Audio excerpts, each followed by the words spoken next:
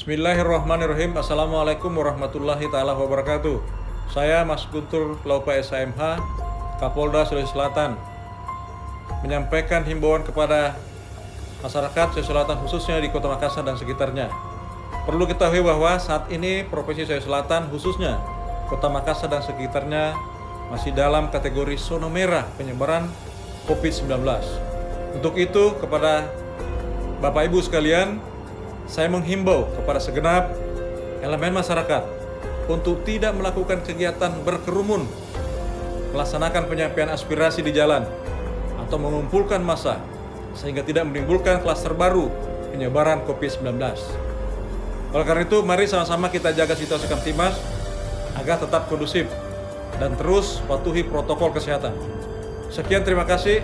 Wabillahi taufiq wal hidayah. Assalamualaikum warahmatullahi wabarakatuh.